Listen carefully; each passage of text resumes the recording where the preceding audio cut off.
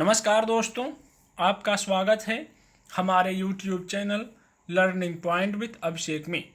यहाँ आपको मिलता है प्रतिदिन शॉर्ट हैंड डिक्टेशन। अगर आप चैनल पर नए आए हैं तो चैनल को सब्सक्राइब कीजिए और बेल आइकन प्रेस कीजिए ताकि आने वाले वीडियो की नोटिफिकेशन आप तक आसानी से पहुँच सके। वीडियो को लाइक कीजिए, अपने दोस्तों को ज़्यादा से ज़्यादा शेयर कीजिए और अंत में हमें कमेंट करके ज़रूर बताइए कि आपको ये डिक्टेशन कैसा लगा। 100 शब्द प्रति minute dictation start. Uttar Pradesh के हाथरस में एक युवती से हुई बर्बरता ने निश्चित रूप से सभी संवेदनशील लोगों को झकझोर कर रख दिया है। इस अपराध की जो प्रकृति सामने आई उससे अगर लोगों को सन 2012 में दिल्ली में निर्भया से हुई बर्बरता की याद आ रही है और वे आक्रोश से भर जा रहे हैं तो यह स्वाभाविक है। तब भी समाज से लेकर सभी राजनीतिक दलों ने दोषियों को सख्त सजा देने और स्त्रियों की सुरक्षा के पक्ष में एक व्यापक बदलाव के लिए आवाज़ उठाई थी। किसी भी जागरूक समाज में आम आवाम और राजनीतिक दलों से ऐसी प्रतिक्रिया की उम्मीद की जाती है क्योंकि राजनीतिक हस्तक्षेप बड़े और सकारात्मक बदलावों का वाहक बन सकते हैं। एक स्वस्थ लोकतांत्रिक व्यवस्था में जनता और उनकी समस्याओं को आवाज़ देना और उनके समाधान को लेकर आंदोलन प्रदर्शन करना राजनीतिक दलों का अधिकार भी है। लेकिन अगर ऐसे अपराधों के बाद उठे जनाक्रोश के बीच राजनीतिक पार्टियां अपनी प्रासंगिकता कायम करने की कोशिश करने लगती हैं तब कई बार उनके सरोकार को लेकर कुछ सवाल उठते हैं।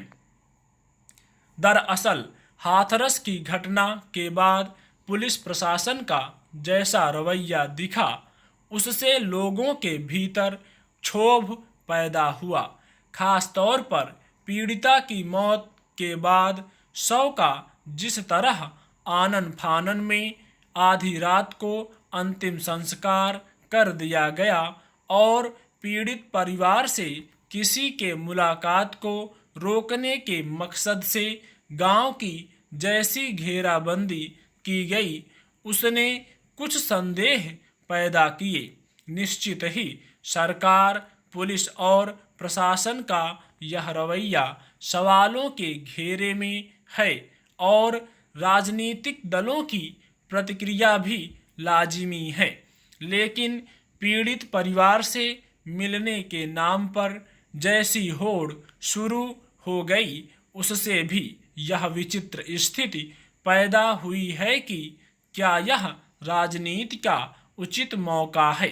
वहीं पीड़ित परिवार से मिलने जाने वाले नेताओं के प्रति वहां पुलिस जैसे पेश आ रही है और कुछ अवांछित तत्व जैसा बर्ताव कर रहे हैं वह अफसोसनाक है।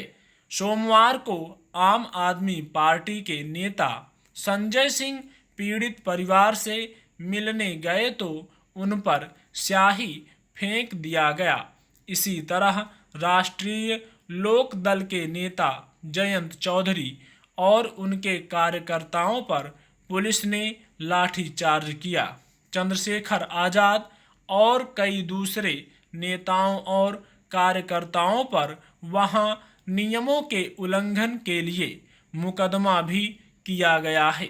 लेकिन विडंबना यह है कि वहीं आरोपियों के बचाव के लिए जो पंचायतें की जा रही हैं, जमावड़े हो रहे हैं, पुलिस की मौजूदगी में धमकी भरी भाषा का इस्तेमाल किया जा रहा है और पुलिस उन्हें नहीं रोक पा रही है। सवाल है कि जिस परिवार की लड़की एक भयावह आपराधिक त्रासदी का शिकार हुई है।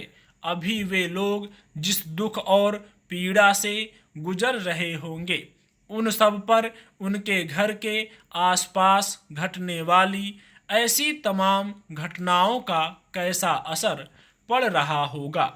क्या इस सब से उनकी पीड़ा को कम किया जा सकेगा या उनकी समस्या का हल किया जा सकेगा? क्या केवल संवेदना और आक्रोश से ऐसे अपराधों पर काबू पाया जा सकता है?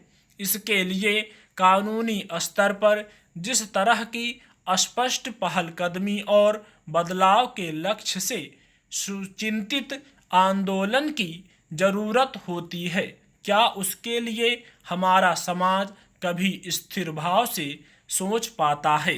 मुश्किल यह है कि हाथरस जैसी घटना अगर किन्हीं वजहों से सुर्खियों में आ जाती है, तब जाकर एक व्यापक सजगता दिखती है। लेकिन यही सजगता अगर समाज के नियमित व्यवहार और सोच का हिस्सा बनती, तब शायद एक ऐसे सभ्य और संवेदनशील समाज बनने की उम्मीद की जा सकती थी, जिसमें स्त्रियों को अपने खिलाफ इस तरह के अपराध की त्रासदी का सामना नहीं करना पड़ता। स्टॉप।